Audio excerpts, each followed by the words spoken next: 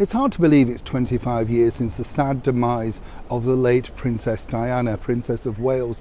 But it is, and time marches on. A lot of people obviously still hold her with great affection. It's interesting as well, by the way, because when I was talking to younger people, millennials as they call them, or Generation Z people, they're not quite sure exactly about Diana's place in history. I mean, I find that hard to believe because over here in London, when you go past tourist spots and everything like that, there are still many cards on display selling pictures of the late princess, looking as beautiful, captured in time as ever. But seemingly they haven't resonated with the younger generation. And I would suggest that's because she kind of just missed the digital era. I mean, of course, lots of people know who she is, and I'm not decrying that. But when you ask people, well, what do you know about Diana? They don't really know that much other than the scandal, which is a shame, isn't it? But now it appears that Her Majesty the Queen has been blasted in certain parts of the media for not honouring the legacy of the late Diana. And let me explain the true background to this particular story. As you know, it must have been a very difficult time for Harry and William, whichever you may think, it's always difficult, isn't it? Milestones make you rethink everything, relook at everything.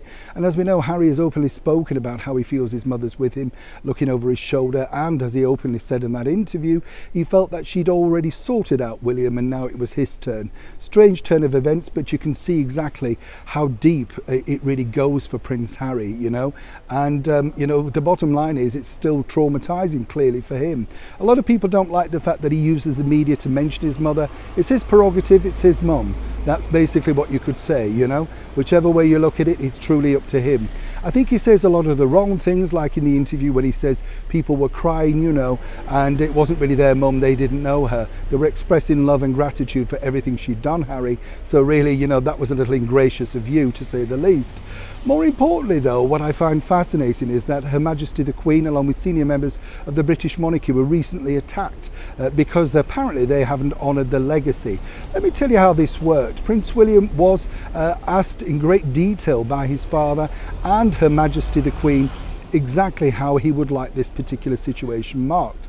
Of course, it's been a difficult year for William this year, not only by the ongoing battle with his brother, Prince Harry, but also that terrible battle with the BBC and Martin Bashir and all that sort of stuff. It's thrown a bit of a taint on it, really. William is inside furious about it, because as one can imagine, so many things have emerged.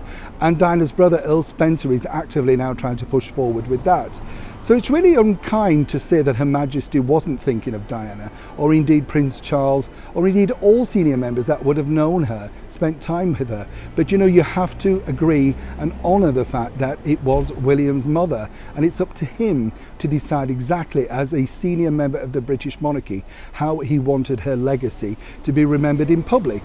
And he decided on this particular occasion he would like it very much to be a private occasion. And as we saw, he put messages out there, and that was the line drawn under it. So just to let you know exactly how the media works, obviously it's an easy time, isn't it, to attack a monarch at 96 years old, to claim that she's not kind, caring, etc. We've seen that throughout her reign. It's very unkind, but more importantly, the true story is right here. She did exactly what Prince William requested. Neil Sean in the very heart of London.